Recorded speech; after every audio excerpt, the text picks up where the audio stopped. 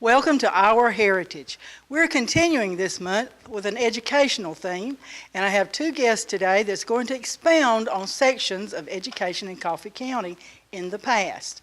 My first guest today is Jerry Ray, my mother, who is going to tell us about school nurses. Welcome. Thank you. It's good to be here. Tell us about the first school nurses in Coffee County. The first that I recall was in 1966 under a Title I program. They were funded for 10 years, and the county had the option to take up the responsibility of the nurses after that. Mr. Vincent Purvis was the administrator of the Title I program. And after he left, Mr. Walter Ray became administrator. The last year or two I was with them. I started out at Coffee High School in 1966. The other schools, Broxton School had a nurse, Mr. Studster was the principal, and Margaret Dockery was the nurse. Carver, Joseph Murray was the principal, and Ruby Boone was the nurse at Carver. At Central, there was Ola Adams, and Willie Mae Pafford was the principal. Of course, I was at Coffee, and Carlos Bassett was the principal. Well, you were in school then. I was in school. Mary Hayes, Sheila Lott was there for 1 year, and then Jean Kitson went to Mary Hayes, and Mr. Charlie Ingram was the principal. Nichols was Doris Penn, and D.C. Anderson was the principal. At Polk was Gladys Nixon, and Gwendolyn Lott was the principal. Now, just a little thought, Charlie Ingram and I are the only two still living out of this that group I've named. Most of the nurses, Sheila left after 1 year, but most of them stayed until the program closed in 1976.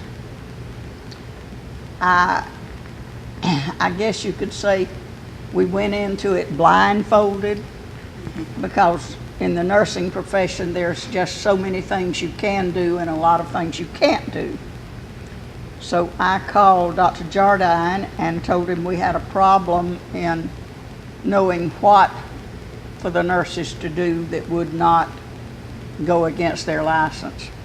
So he told me to write some notes about what I thought should be in a manual and bring them to him, and he would go over them and we'd work on it together. Well, I did, and this was in 1967 I started working on that. Then in 68, Elaine Hilliard took my place at Coffee, and I became the supervising school nurse. So with Dr. Jardine's approval, I wrote a manual for school nurses in Coffee County. We were not the only county that had a Title I program for nurses. I recall Bacon County had one school nurse, Skippy Sharp. Her husband had been a doctor there, but he'd already died. Skippy was the one in Alma. So I guess maybe we were a little glorifying ourselves. Mm-hmm. We decided that we needed a state organization for school nurses. We contacted Catherine Benz in Atlanta, Georgia, and she said, sure we do, let's work on it. We had our first meeting for school nurses statewide. We were not organized at that time, but in 1969 we met in Columbus, Georgia. And from that, the School Nurses Organization was born. Now, you know that your mama believes in belonging to your professional organizations. And I am, as long as I was supervisors, all the school nurses belong to the professional association. And I believe it so strong that although I've been retired all these years, I'm still a member of the state, the national, and the international nurses association. I wonder if any of the nurses in the schools today belong to their state organization or even attend any conferences. Or know there is one. Or know that there is one. Maybe this will teach them that there is a state organization for school nurses. I stayed with the nurses school until 1972. And South Georgia College made me such a good deal till I left the school nursing and went to South Georgia College to teach nursing. I did keep up with it for the next 4 years until it went out in Coffee County. But when it went out, the Board of Education decided not to keep nurses in the schools. So I'm glad to see nurses back in the schools. Right. Their hands are not tied as ours were because they could do more than take temperatures. We took temperatures, we took care of emergency illnesses. We also did visual screenings. The visual screenings were on 1st, 3rd, 5th, on the odd number grades. And the hearing screenings were on the even number grades. And this was done in every school every year. Now those schools that did not have a nurse, when I became supervisor, I did the screenings in their school. And I did some health teaching in their schools. But that's the first school nurses that I recall in Coffee County, other than the public health nurses who would go to the schools and give shots and things. Well, I remember the lady at the help from the Coffee County Health Department with the sugar cubes and the polio vaccine, and then they'd scratch you for the TB test. Ruth Poche. Yes, yes, I remember her. She Ruth gave a mean Poche. shot. Yeah. Ruth Poche, Willie Mae Purvis. Oh me, there's one other, I can't remember her name.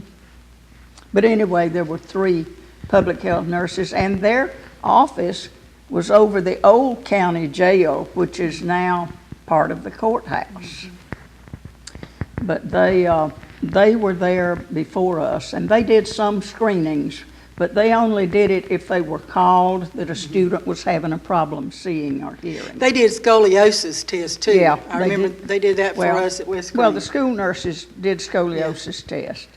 I think sometimes the school nurses were abused because the PE boys, especially the boys playing football, they found out if they got overheated at practice, they went to the clinic and they got to lie down until their blood pressure went down and their temperature went down.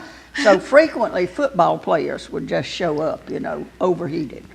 Yeah, got that. The system is usually worked by a lot of people. Yeah. Y'all were paid with a grant with Title I, That's right. and y'all just worked during the school year. Yep. Okay.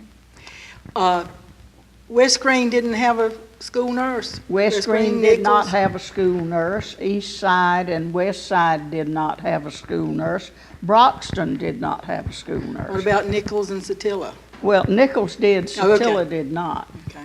Nichols was Doris Penn. Oh, yeah, that's right. There were 7 in the county, but like I say, I covered the other schools after I became supervisor with screening, but not day-to-day things. Thanks. Okay. But we did not give medications. The only medications given in the nurse's office were those the students brought from home with a prescription written on it, and the nurses were allowed to give those. We could do health screenings, but we could not do recommendations of what doctor to go to. You chose your own doctor. Right. I don't know how it works in today's world. Well, I know today now they can take their prescription medication, but they also have it online where they can do the telemedicine. They can talk to a professional from their school. Anybody. One of the girls that I taught at South Georgia College does the Medicine. now, Jennifer Davis. I guess she still does. Well, anything else you'd like to add about school nurses? No, it was a good profession. And one thing we did in summer school that everybody thought was different, summer school during that time was just elementary grades. And Ola Adams was always on the campus because it was all at Central School location. And the nursing part was Ola and I doing screenings and teachings. Well, one of the things I enjoyed the most, the children had no idea that butter came from milk. So I called the South Georgia Dairy Council and they sent me a little churn with the blade in it, and I bought cream and we made butter and we served it on crackers. And the look on those children's faces while they churned butter and then got to eat it was worth everything that I ever did. I did that at Whiskering one time. They have an old days, and you could take it and shake it in a jar, and then I'd color it with dye, and they could eat blue butter and red butter, and they loved that. They loved that. Well, thank you for joining us today and letting us know about school nurses. We You're know most now welcome. they didn't just start, they were started a long time ago. They started many years ago, and I'm sure that probably before my memory, there There were were some some. people doing the nursing part in school, but I don't remember them. Thank you so- for having me. You're welcome. We'll be right back.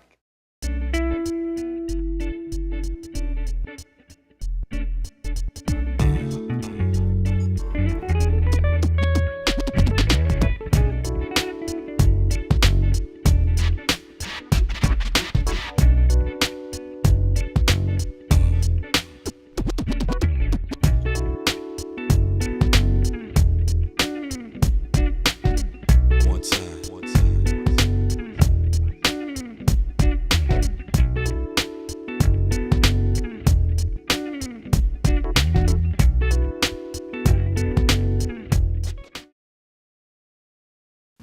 Welcome back. I have my usual favorite guest here with me now, and I started this question with her years ago about schools and things, and since we started in this museum, she's helped me a lot, but I found a scrapbook from the city of Douglas that was done in the 50s, and there's this page in it that has First Handicap School in Douglas. And director was Mary Clyde Scott. And I thought, oh my God, she never told me that before. So today we're going to talk about that experience. Yes, that was a wonderful experience. Ms. Catherine Fryer, who was the curriculum Right. director for the school, came to me in the early spring of 1951. And she said, I've got an idea, and my superintendent goes along with me. We want to get a class for handicapped children. They are not allowed in the schools at all, and the parents need to have a place that the children can go. And so we want to start a class, and I want to know if you would agree to be the teacher. I said, well, you know I've never done anything like that before, but I'll sure try. She said, well, we have money allocated to us from the superintendent, and we have you a train ticket, and we're going to send you to Ypsilanti, Michigan. Oh my word. For a 6-week course on handicapping conditions in children. Now, that's all the training I had. 6 weeks. Was a 6 weeks course in handicapping conditions of children. Not teaching them, just their No. conditions. So I went in June to Ypsilanti, Michigan. My mama kept the children for me, and I stayed up there for 6 weeks and learned all I could. Then I came back, and we started out recruiting children. How about that? And we went all over the county, wherever we had heard about there was a handicapped child. Y'all made personal visits to We the made home. personal visits, and we had to really beg the parents Yeah. to allow the children to come because they were afraid their children would get maybe made fun of. Right. And Catherine had secured the scout hut, Uh-huh. and they were going to let us use that free of charge for the 5 days a week. And so we were going to use the scout hut, and the children would be coming there each day. They would bring their own lunch, but we would supply the milk for them. And of course, we had a little desk and whatever we needed, a table and so forth. So we had a hard time really convincing parents To let to their kids. allow the children to go.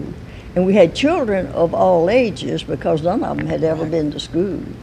So it's really unbelievable what we did. We had one spina bifida little girl, and we had several of the cerebral palsy children. At that time, they identified 3 kinds of cerebral palsy: ataxic and aphatoid and spastic. And we had a couple of each of those Wow. children there. And we had children who were mentally retarded. We had a waterhead child.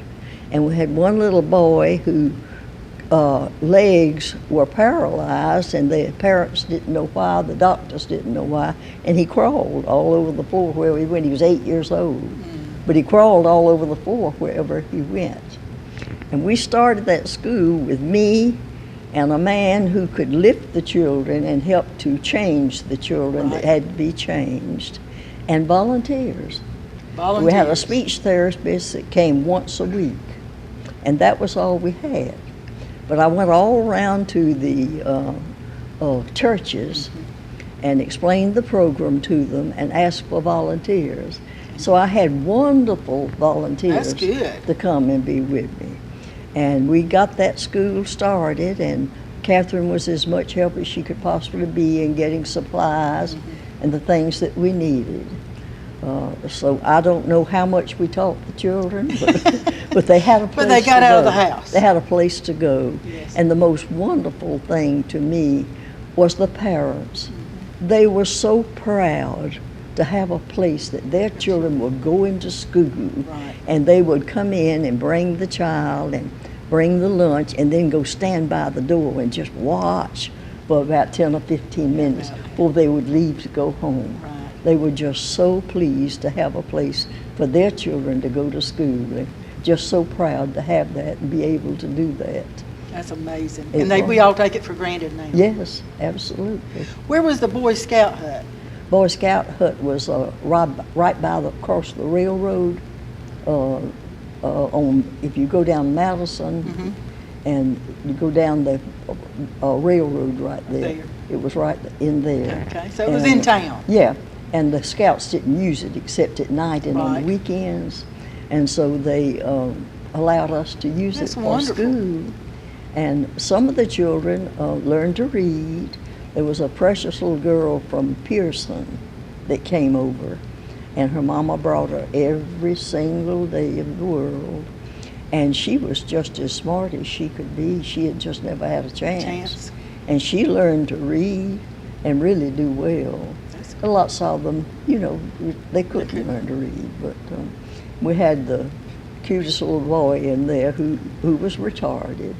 And when we had lunch every day, he would be the first one through. He had eaten up his sandwich and drunk up his milk, and he'd look around everywhere and he'd say, "Is there anybody here what don't want they milk?" And every now and then a child would say, "You can have mine." Oh, gracious. How long were you there, Mary Clyde? I was there for that year, for the balance of the year. I had heart trouble in the spring of that year, and I had to stop Okay. with it. But I was there from the beginning recruiting to the time in the summer, and then on through the year. Okay. Who took over from you, or did they The change it? speech therapist Oh, okay. came and finished out the year. And I'm not sure what happened the next year. I don't know if they were able to get it into the schools after that or what. But that was the stupidest thing for anybody to think, that one teacher, we had 17 children. Oh, my gracious, with Now, special they- needs. Yes, and they weren't all there the same day, because there were always some of them sick, Sick. or something was the matter, or parents' cars broke down and so forth. But to think you could teach that many children With special needs. with in special one time. needs, but we had wonderful volunteers, volunteers who would volunteer. They'd be there every Monday, and some would be there every Tuesday, and that was from all of the churches in town. That's And wonderful. everybody just sort of adopted the little kids. school, and they'd bring things to the school, and if they knew a child needed special things, Right. they would bring toys and special things and clothes and so on.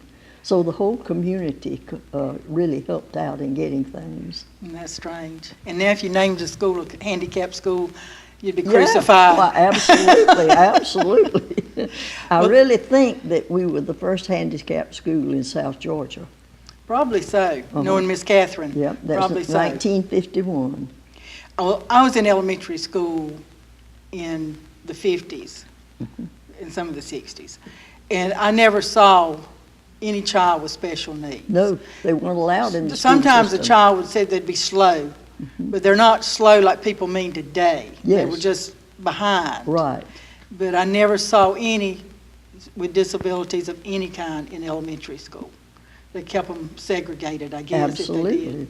Mhm. Which is a shame because you learn, is, it you learn is. from the peers. Yes, you learn from the other The children. socialization and all that is Uh-huh. so important, especially for kids But with it was a disabilities. nice to have a separate little room there for them. Right. It was a large room and so on. And the man that helped us was just so kind and good to the children. And he was a big help. I could have used about 3 more teachers. Well, also, it kept them from being put into a situation where they would have been Right. made the butt of a joke.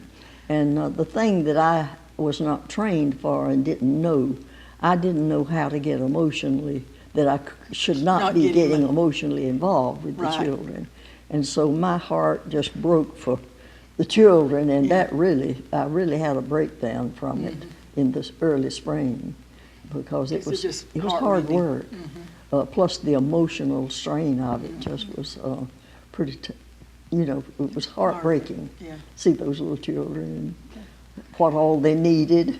And you, so many times, even with educators later in the years, you can influence, but you can't change what happens when they leave you. Yes, that's right. And that's one of the hardest things to face, is that they're going back in that, and there's not going to be much better. But parents were, those parents particularly of those children were just so thrilled about those children being Having there. an opportunity. Yeah, I can see them now. They'd stand at the door. They'd be supposed to leave, but Yeah. they'd just stand at the door and watch for about 10 or 15 minutes. You know. It had to be like watching your child take his first steps. Oh, yeah, it was Had to be. wonderful. Had to be. Thank you for joining us today. Thank you. I can't wait to find out what other secrets you're keeping from me. We'll be right All back. right.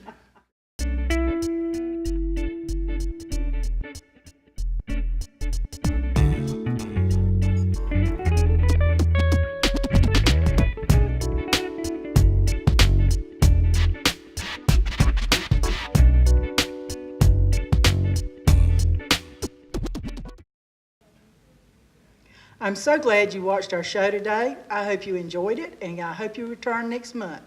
We do have a few announcements to catch up with. First of all, the Coffee Alliance for the Arts and the Coffee County Historical Society will be having another walk through the neighborhood, where we will go to the city cemetery and watch actors portray people from our past. It is a lot of fun. It's not all sad and sorrow. It's a lot of comedy is involved. And it is on Friday the 13th at 5:30 in October, Friday the 13th. Can't get any scarier than that. There's a reception after the Friday night event here at the museum, and the Saturday morning event's at 10 a.m., and there's no reception for that, but we figure you'll be going to lunch about that time anyway. So, tickets go on sale on September the 22nd. You can get them here or at the Visitor Center at the Ashley Slater House. They're $10. Please, we have a limited number of tickets, so if you want a ticket, you get it now, as soon as possible. If you have any questions, contact someone at the museum or a member of the Coffee Alliance of the Arts. We have a new exhibit that will open on September the 22nd. It is the history of education in Coffee County. We've already had 3 speakers talk about the history past in Coffee County. We'll be having some more as we go along. So please stay tuned and come by and look at the exhibit. Some of the things you'll remember. Anybody remember the old mimeograph machines and how they smelled? Oh yeah, got those. So come by, visit the exhibit, and listen to our heritage for more fascinating facts about education. Hope to see you next month.